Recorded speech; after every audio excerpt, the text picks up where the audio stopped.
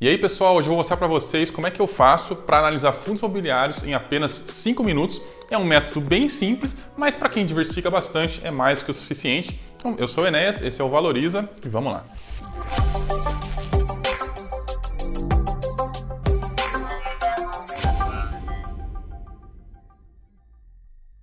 Eu quero começar deixando bem claro que esse método funciona para quem diversifica bastante, como eu. Como eu diversifico bastante, tenho muitos FIIs, muitas ações, muitos investimentos de forma geral, eu não preciso ficar analisando horas e horas cada ativo pequenininho. Eu me preocupo mais com o todo, com o equilíbrio geral da minha carteira, com a situação geral dos meus ativos. E isso, claro, que dá mais retorno no longo prazo. O importante é a sua carteira ser saudável, né? Seu portfólio ser bom, ser completo e não cada investimento, cada ativo ser perfeito, até porque isso é quase impossível e muito arriscado, né? Quando você aposta muito em um ativo só. Então esse método vai funcionar para pessoas como eu que diversificam bastante.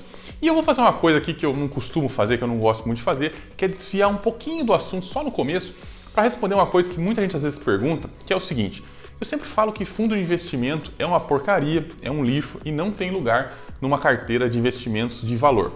Por outro lado, eu falo que eu invisto em fundos imobiliários. Ué, como é que pode esse negócio? Qual é que é a diferença entre os fundos imobiliários e os fundos de investimento comuns? Então eu vou resumir essa história em 4 pontos. Primeiro, o fundo imobiliário é um fundo fechado. Ou seja, você não pode resgatar cotas à vontade. A única coisa que você pode fazer quando você não quer mais aquele investimento é vender para um outro investidor. Você não consegue resgatar as cotas do gestor. Num fundo comum, quando você resgata uma cota, quando você resgata um investimento, o gestor do fundo tem que ir lá, vender alguma coisa que ele tem, liquidar, pegar o dinheiro e te devolver. Isso não acontece no fundo imobiliário, porque o gestor nunca precisa devolver dinheiro para ninguém. Você simplesmente vende para uma outra pessoa e essa pessoa passa a ser dono da sua cota, né? Então o gestor nunca precisa ficar desinvestindo para te devolver o dinheiro, e isso é bom, porque geralmente as pessoas entram na alta e saem na baixa. E aí o gestor é obrigado a vender quando está lá embaixo e comprar quando está lá em cima. Ele faz exatamente o movimento de manada, mesmo sem querer. Ele é obrigado a fazer isso. Esse é o primeiro fator.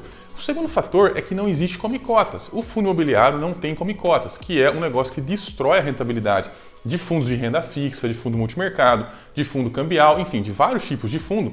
É um imposto que no curto prazo ele não faz muita diferença, porque na verdade você só está adiantando o imposto, né? Aquela alíquota que você ia pagar lá no final, você paga 2 vezes por ano, né? A cada 6 meses tal, você paga um pouquinho dela.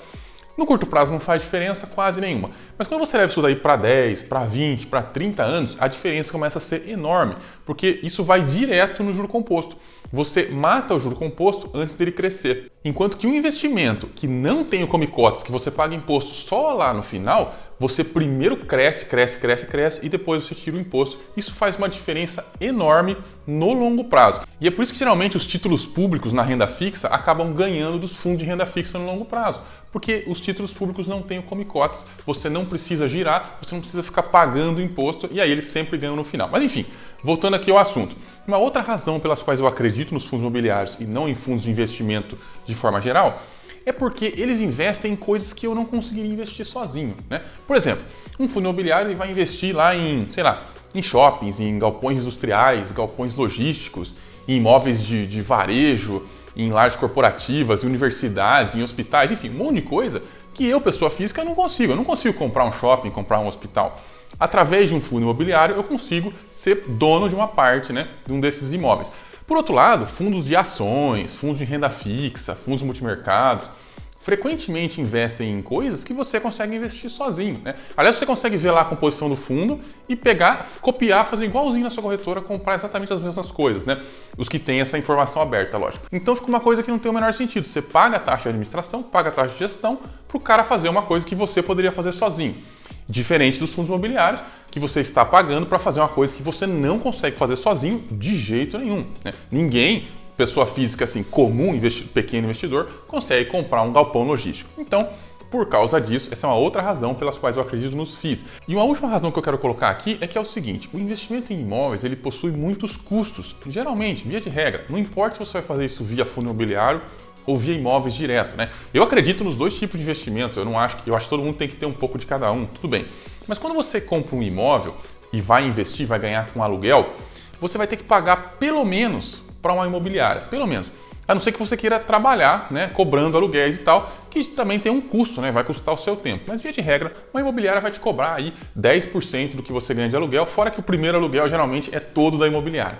Isso acaba sendo um custo muito alto, né? Porque você joga um aluguel inteiro fora e 10% de todos os outros. Se você observar nos fundos imobiliários, o custo que você tem com gestão é mais ou menos ali, a gente vai ver isso mais pra frente, mas está ali entre 10, um pouquinho menos, um pouquinho mais, mas perto de 10% mesmo do que o fundo ganha com aluguéis. Então, nesse aspecto, é muito parecido. Você não tem um custo extra para investir em fundo imobiliário, que você já teria custos para comprar imóveis. Além disso, os fundos imobiliários, até hoje pelo menos, são isentos de imposto de renda. Você não precisa pagar imposto de renda sobre o aluguel. Agora, quando você tem um imóvel e aluga, você precisa pagar imposto sobre o aluguel. Claro que muita gente sonega e tal, mas quando você tem muitos imóveis e recebe muitos aluguéis, vai ficando cada vez mais difícil, você vai ter que pagar isso aí. Fora que o certo é pagar, então vamos fazer o certo, né? No fundo imobiliário você não precisa burlar nada, você simplesmente não paga porque você é isento. Então, até quando a gente olha para o ponto de vista dos custos de investir em imóveis, a gente vê que o fundo imobiliário não apresenta aí um problema, né? A taxa de gestão do fundo imobiliário não é um problema, não é algo assim absurdo, como é nos outros casos e outros tipos de fundos que você consegue investir sem pagar essas taxas. Mas voltando ao tema principal do vídeo, eu vou falar sobre algumas coisas que eu considero assim eliminatórias, que quando eu vejo no fundo imobiliário eu falo, não, esse aqui não serve. Isso é muito rapidinho, eu levo 30 segundos para pegar um fundo imobiliário e ver se ele se encaixa ou não nessas características. A primeira delas é tempo do fundo. Há quanto tempo esse fundo existe? Quando foi o IPO? Se esse tempo é menor de 5 anos, para mim não existe. Eu finjo que não existe porque ele é muito novo. Fica difícil concluir qualquer coisa de um investimento, seja ele qual for, que tem muito pouco tempo de bolsa. Por mim, uma empresa eu considero que tem que ter mais de 10 anos, mas um fundo imobiliário tem que ter pelo menos 5 anos. Se tiver mais de 10, melhor ainda, mas o mercado é um pouco mais novo, então você tem poucos fundos imobiliários realmente antigos. Tem alguns, mas tem poucos. Então, a primeira coisa que eu olho é isso. Isso é muito fácil. Eu entro lá no Funds Explorer, por exemplo, na parte de descrição, lá de resumo do FII, já mostra lá o tempo que ele tem de IPO, quando é que foi a fundação desse fundo, e aí fica fácil eliminar ou não esse fundo. O segundo ponto que eu olho é a gestão dele. Ela é ativa ou ela é passiva? Se ela é ativa, o fundo tem chance. Se ela é passiva, eu ignoro, eu finjo que nem existe, porque a gestão passiva é cheia de problema e ela tem um potencial de causar problemas no longo prazo. Não quer dizer que fundo de gestão passiva vai dar problema, não é isso. Se você diversifica bem, se você sabe o que está fazendo, não tem problema. Mas a probabilidade de você ter problema em fundo de gestão passiva é um pouquinho maior. Eu tenho um vídeo que eu falo especificamente sobre isso, eu vou deixar o link aqui nos cards e na descrição também para que vocês deem uma olhada. Mas a gestão passiva, ela tende a ser mais perigosa para quem quer investir com tranquilidade, para quem quer investir sem se preocupar, sem ficar acompanhando lá todo mês, né, loucamente. A gestão passiva ela apresenta aí alguns riscos, algumas decisões que são deixadas na mão da Assembleia, e a Assembleia é composta de manada, né? Vocês sabem disso, são os outros investidores, geralmente fazem movimento de manada e tal, enfim, não é muito bom. Não que a gestão ativa não possa fazer besteira, ela pode fazer besteira, mas via de regra a gestão passiva ela é mais arriscada se você vai ficar com 20, 30 anos lá dentro do ativo. Ainda nessa mesma seção aí de resumo do FII, dá para você olhar se ele é um FOF, né? Um fundo de fundos, que significa um FII, um fundo que investe em outros fundos. Não tem coisa mais idiota que essa, né? Como eu falei para vocês, uma das razões pelas quais eu acredito em fundo imobiliário é que você investe em coisas que você não consegue investir sozinho. Aí você vai lá e compra um fundo que investe em outro fundo. Bom, parabéns para quem inventou esse negócio. É uma máquina de gerar taxa, né, taxa de administração, taxa de gestão para as corretoras, para quem lança esse tipo de coisa. Pelo amor de Deus, isso para mim não faz o menor sentido, né? E no longo prazo a gente consegue observar que o desempenho dos FOFs é muito perto do IFIX, não se justifica de forma nenhuma você pagar mais por isso, claro. Até porque a taxa de administração que a gente vai pagar para o FOF é juro composto, né? A gente está perdendo dinheiro ali adoidado. Então, pelo amor de Deus, né, gente? FOF não. E uma última coisa que dá para ver nessa batida de olho é se o fundo é monoimóvel ou monoinquilino. Se for qualquer um dos dois, para mim não serve. Eu só uso fundos, eu só invisto em fundos que tem muitos imóveis e muitos inquilinos, né? Às vezes eles têm, sei lá, um imóvel e muitos inquilinos, né? Ou seja, ele é só monoimóvel. Para mim não serve. Tem gente que gosta, né? Seria como se fosse lá o Shopping Pátio Higienópolis, por exemplo. É um FII que tem um imóvel só, é um shopping center, mas tem um monte de inquilino, um monte de lojas dentro do shopping center e tal. Mas você carrega um risco muito grande de acontecer alguma zica ali naquele lugar e aquele shopping parar de ser interessante. Ou você tem, por exemplo, fundos que tem vários imóveis, mas tem um inquilino só. Como, por exemplo, tem o Rio Bravo Educacional, se eu não me engano é RBD11, que tem vários imóveis, mas todos estão alocados para a mesma empresa, para a mesma universidade. Ou seja, você não está diversificando coisa nenhuma. O dia que der um problema lá, uma dor de barriga naquela universidade, esse FII vai ter problema para receber os aluguéis. Então, essas são 4 coisas que eu evito e é uma batida de olho. Eu gasto 30 segundos para saber o tempo de fundo, se a gestão é passiva ou ativa, se ele é um fundo de fundos e se ele é monoimóvel ou monoinquilino. Os primeiros 30 segundos eu gasto aí e já elimino boa parte dos fundos imobiliários, tá? Porque tem muito fundo que se encaixa aqui nessas porcarias. Então, é um jeito muito fácil de já fazer aquela limpa, né, nos primeiros segundos ali de análise. Agora, seguindo uma análise um pouquinho mais qualitativa, eu acho que a primeira coisa que a gente tem que ver é o histórico de vacância. Ver como é que o fundo, como é que a gestão se comporta em relação à vacância. Por quê? Se o fundo costuma manter uma vacância alta ou fica variando muito a vacância, isso pode ser um sinal de má gestão. Sinal que a gestão não vai atrás de inquilino, não consegue preencher o espaço do fundo e, claro, não está retornando para os cotistas o que poderia estar retornando. Eu consegui ver isso lá mesmo no Fundos Explorer. Eu preferia ter um gráfico de prazo mais longo, mas eu não achei nenhum site gratuito que oferecesse essa informação. Se você souber, por favor, deixe nos comentários para a gente saber também. Uma outra opção é olhar o relatório do fundo, geralmente ele vai ter essa informação por um prazo mais longo. O interessante aqui é que a vacância se mantenha abaixo de 10%. E sempre que ela subir para um patamar maior, você tem que observar que a gestão está correndo atrás de preencher aquilo ali, está correndo atrás de botar gente ali dentro. Isso você consegue lendo o relatório mesmo. Mas se você observar que historicamente a vacância ela é baixa, né? Num fundo que tem muitos imóveis, se a vacância é historicamente baixa, é porque provavelmente a gestão está fazendo a lição de casa dela, está mantendo mesmo a vacância baixa, está correndo atrás de inquilino, enfim, é um bom sinal. Se isso não acontece, é um motivo para eu descartar aquele fundo imobiliário, né? Se ele tem vacância lá acima de 10%, 15%, 20%, e isso se sustenta por muito tempo, é claro, isso é um sinal, é um mau sinal, né? E quando tem mau sinal, eu jogo aquilo ali fora. Eu não sou obrigado a ser sócio de nenhuma empresa, de nenhum fundo imobiliário, enfim, não sou obrigado a investir em nada, então eu escolho bem o que eu quero investir. Mas supondo que eu dei uma olhada na vacância e achei legal, achei suficiente, está sempre se mantendo baixo, a gestão está trabalhando e tal, enfim. Vou olhar o próximo indicador, que seria a consistência dos resultados. Para isso, o melhor site que eu encontrei gratuito foi lá o Status Invest, que ele mostra 5 anos de resultado com aluguéis. Eu gostaria de selecionar só o resultado com aluguéis. Por quê? O resultado com venda de imóveis, com trade de imóveis, é menos importante. O que importa é o resultado recorrente, porque o resultado não recorrente não vai ficar se repetindo, né? O próprio nome já diz, ele é não recorrente. Então você tem que se preocupar com o resultado com aluguéis, que é a renda que sempre vai receber ali no fundo, é o resultado que ele sempre vai ter. Então eu vou olhar lá os últimos 5 anos, ou se der para olhar mais, eu olho mais, e aí vejo se esse negócio está se mantendo, né? Ou se está até mesmo aumentando. Se o resultado com aluguéis é muito inconstante ou está em declínio, é um mau sinal, eu vou jogar esse FII fora. Por outro lado, a gente tem que pensar um pouquinho nessa questão, porque muitas vezes acontecem coisas, né, absurdas. Por exemplo, a gente teve lá uma pandemia, né? E a pandemia atrapalhou completamente os FIIs de shopping center. Não faz sentido você olhar um FII de shopping center, ver que o rendimento dele caiu, né, que o resultado com aluguéis caiu, e falar, esse FII aqui não presta. Isso não faz o menor sentido, porque tem uma razão para aquilo acontecer. Então tudo tem que usar um pouquinho de bom senso, claro. Mas de forma geral, se o resultado é consistente, se o resultado está crescendo, se a gestão está entregando resultado no decorrer dos anos, é um bom sinal. É sinal que eu vou continuar a minha análise desse fundo, porque provavelmente, até agora, ele está me agradando. E aí entra um outro fator que é um pouquinho mais difícil de analisar, talvez eu não gaste só 30 segundos nesse indicador, que é a questão da taxa de administração.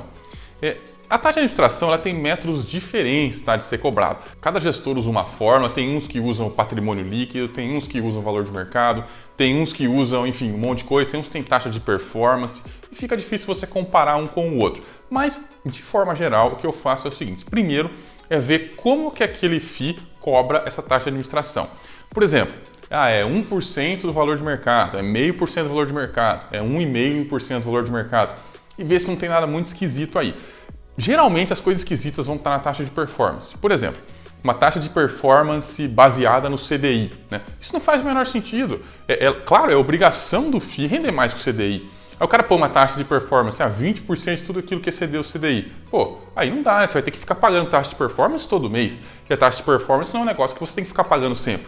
Você paga quando o fundo realmente performa muito bem. Então, via de regra, eu já não gosto muito de taxa de performance, mas se a taxa de performance costuma ser maior do que a taxa de administração, né, isso se repete por muitos meses, é um mau sinal, é lógico, é sinal que o fundo só está lá mesmo para dar dinheiro para os gestores. Enfim, o objetivo do fundo não é satisfazer o cotista, é encher o bolso do gestor. Eu ignoro isso daí, isso para mim realmente não serve. Mas essa não é a única maneira que eu uso para olhar as taxas, né? Primeiro, eu olho se tem alguma coisa muito esquisita mesmo, né? Nesse sentido, porque aí é fácil. Mas uma outra maneira é você comparar o quanto do aluguel está sendo taxa. E para isso, eu encontrei lá no Fundamentei um negócio interessante. Ele pega os últimos 6 meses, dá uma tabelinha que eu vou colocar aqui para vocês. E aí nessa tabelinha tem uma coluna que é a taxa. É o quanto que você está pagando de taxa naquele mês. E tem uma outra coluna que é aluguéis, que é o quanto que você recebeu de aluguéis. Se você comparar um com o outro e ver que, por exemplo, você está pagando mais de, sei lá, 15%, está chegando a 20%, né? 20% que você ganha de aluguel é taxa, é sinal que o fundo está ganhando demais, né? Poxa, se a gente tomar como base que uma imobiliária ganha 10%, não faz sentido você pagar 20% com o fundo. Então, é mais ou menos essa lógica que eu uso. Se passou de 15%, acende o alerta. Se chegou perto de 20%, não tem a menor condição. O fundo só está lá mesmo para encher o bolso dos gestores de dinheiro. Essa é uma comparação assim, que costuma funcionar muito bem. Eu acho que é a melhor. Se pudesse escolher só uma, eu escolheria essa. Se você quiser, também pode comparar as receitas com as despesas. Por quê? Essa seria uma aproximação, porque a maior parte das receitas é aluguel e a maior parte das despesas é taxa de administração. Então seria uma aproximação. Mas o bom mesmo é você comparar taxa versus aluguéis e ver se isso daí não passa aí de 15%. O ideal é que fique ali 10%, às vezes até menos, né? Depende, gestão ativa é perto de 10%, às vezes chega até 15%. Aí você tem que ver, às vezes a qualidade de gestão também é muito boa, muito excelente, você aceita pagar um pouquinho mais, mas via de regra, se estiver muito longe disso daí, para mim não serve, para mim o fundo só está lá para encher o bolso do gestor de dinheiro mesmo. Falando no gestor, uma das últimas coisas que eu vou analisar nessa análise de 5 minutos é justamente o gestor. E aqui eu vou abrir um parênteses que é o seguinte, gestor não é a mesma coisa que administrador. Gestor é aquele cara que cuida mais da parte gerencial, de prospectar inquilino, de administrar dessa forma os imóveis e tal.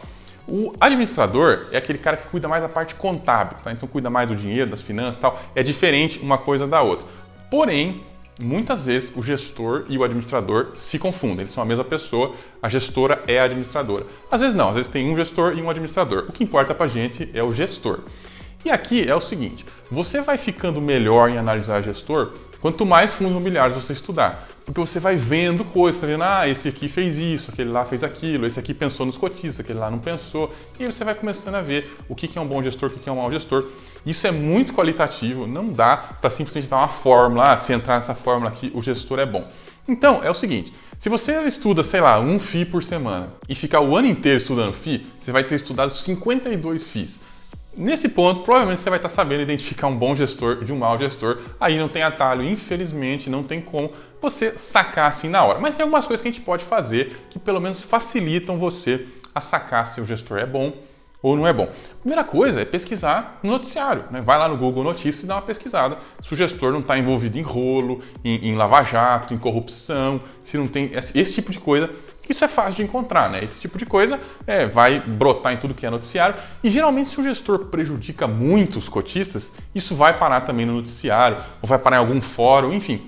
Você vai achar se você gastar lá um pouquinho de tempo no Google. Aí talvez não caiba em 5 minutos, né? Não sei. Mas enfim, você vai conseguir achar alguma coisa. Uma outra maneira é, com o tempo, você vai começar a ver outros FIIs da mesma gestora. Então, vou dar um exemplo ruim para vocês. A gente tem a gestora TRX, né? Que é uma gestora aí que tem alguns fundos imobiliários. Ela era gestora do XTED e do BTLG, que são dois fundos que quase implodiram, né? Praticamente deram muito prejuízo e são, assim, ótimos exemplos de como não se gerir um fundo imobiliário. E aí eu pergunto para vocês, se você está analisando um FII, ele é perfeitinho, todas as características excelentes e tal, e você olha lá a gestora, TRX, o que você vai achar? Eu não vou arriscar, né? Eu gosto muito da ideia assim, de redenção, de perdão e tal, mas com o dinheiro dos outros, não com o meu. Né? Com o meu a gente investe em quem costuma fazer direitinho, quem costuma dar bons resultados. Então, a gente sempre tem que deixar as chances do nosso lado, é assim que eu penso, né? Daqui a 10, 20 anos, se a empresa mostrar que está se comportando bem, eu passo a olhar novamente para os FIIs daquela empresa. Mas, uma empresa que já errou várias vezes, né? Não vamos arriscar, né, gente? Vamos deixar as chances aí do nosso favor. Essa é uma maneira até que eu acho mais eficaz. E você começa a ver rolo aqui, rolo ali e tal, você já vê que a empresa tende para o rolo, né? Ela sempre está ali envolvida nos rolos. Mas aí depois de ter feito essa análise simplificada, você deve estar se perguntando, bom, mas e os proventos, e os rendimentos, né?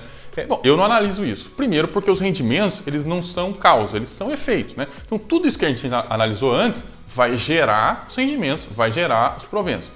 E tem uma outra coisa também, olhar os rendimentos de FII, às vezes é até aceitável, porque eles são muito parecidos com o resultado mesmo do FII, né? Porque o FII é obrigado a distribuir a maior parte do resultado dele. Então acaba sendo ali parecido, mas não é igual. Porque muitas vezes o FII está distribuindo porque ele vendeu um imóvel, porque ele fez... Então, assim, é melhor observar os resultados reais, né? Que é o que ele ganha com os aluguéis. E não fazendo trade de imóvel. Porque, assim, se você vende um imóvel, você diminuiu o patrimônio do fundo. Aí você vai lá e distribui esse valor entre os acionistas.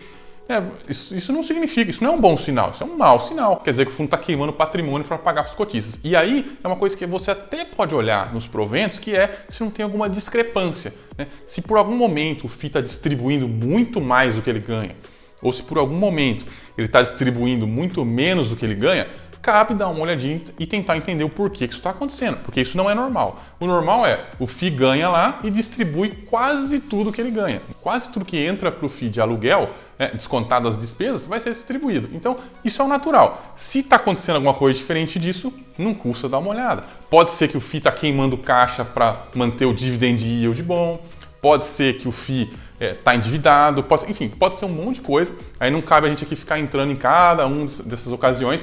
Se você tem algum comentário sobre isso, deixa aí nos comentários para a gente conversar mais. Mas isso acontece, tá? De vez em quando isso acontece, o FII ele fica distribuindo mesmo sem poder estar distribuindo.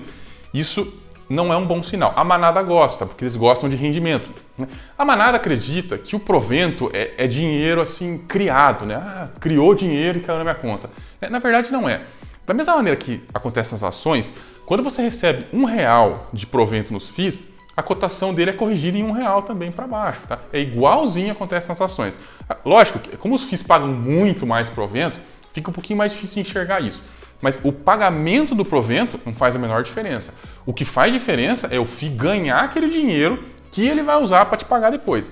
Essa é que é a grande diferença. Agora, o momento que ele tira lá da conta dele e põe na sua conta, não faz diferença nenhuma. Isso é só um evento contábil. Você já era dono daquele caixa e aquele caixa passou para sua conta bancária. Isso não faz diferença. O que faz diferença é o momento em que ele realiza a receita, que é quando ele ganha o aluguel, quando ele ganha lá qualquer receita financeira e tal. Isso que faz diferença. E é isso que eu estudo, né? Estudar a causa e não o efeito. E uma outra coisa que você pode ter sentido falta aqui é a questão do preço, né? E se o FII tá caro, se o FII tá barato e tal. Eu não olho o preço por uma questão muito simples. Primeiro, a gente não consegue, a gente não tem capacidade de prever o preço de nada, né? Porque para você prever preço, se tá caro, se tá barato, você precisa de variáveis que a gente não tem. Como, por exemplo, taxa de juros do longo prazo que vai estar daqui a 2 anos, expectativas da economia, demanda, enfim, um monte de coisa aí que não tem condições de prever. Então eu acho que ninguém consegue. Porém, tem um outro fator. Eu escolho colocar um FII na minha carteira e eu vou comprar ele sempre. Então eu vou comprar ele hoje, dali a pouco ele vai estar para trás de novo, eu vou comprar ele, aí o ano que vem eu compro de novo, aí no outro ano eu compro de novo. Então assim, não adianta eu ver se ele está barato hoje, porque se ele estiver barato hoje, beleza, eu comprei lá uma vez. Aí ano que vem, a minha planilha vai mandar comprar ele de novo. Aí eu vou saber se ele vai estar barato de novo ou não, eu não vou analisar isso aí de novo, eu vou simplesmente vou comprar. Então o preço é uma coisa que eu não olho por causa disso. Eu vou comprar sempre, acaba fazendo aí um preço médio, não faz a menor diferença a cotação dele hoje no mercado. E bom, acho que dá pra gente fechar nossa análise de 5 minutos aqui, que eu acho que já passou de 5 minutos. Então é o seguinte, depois de feita essa análise bem simplificadinha das coisas, se você quiser aprofundar, o melhor caminho que você tem não é fórum de investimento, não é opinião de analista, não é jornal especializado. É o relatório gerencial do FII. Todo mês o FII solta um relatório gerencial cheio de informação lá para você. Se você ler aquele negócio, você vai saber muito mais do que qualquer analista por aí e você vai ficar por dentro, você vai começar a entender o jargão, entender o que está acontecendo. E claro, se tiver dúvida, se ficar alguma coisa que você não entendeu, vem aqui nesse vídeo, posta nos comentários, que aí eu tento ajudar você a entender o relatório. Essa é a coisa mais importante. Você investir conhecendo, você investir sabendo o que você está fazendo, sem depender de dica de ninguém, sem depender de conselho de ninguém, fazendo tudo por conta. Se você fizer isso, você tem grande chance de alcançar o sucesso aí nos investimentos de fundos imobiliários. Agora, o que eu queria perguntar para vocês é quais outros fatores vocês consideram assim essenciais na hora de escolher um fundo de investimento imobiliário? O que você considera assim realmente importante? Fala, não, se tiver isso aqui não dá, ou se não tiver isso aqui não dá, se for de tal gestora não dá, enfim, o que você considera aí mais importante, né, que realmente faz você mudar de opinião em relação a um fundo de investimento imobiliário? No mais, queria agradecer a todos que chegaram até o final do vídeo, todos que têm participado tanto aqui quanto lá no grupo do WhatsApp, que aliás é aberto, o link está na descrição, quem quiser pode entrar. A gente volta semana que vem com outro vídeo e até lá!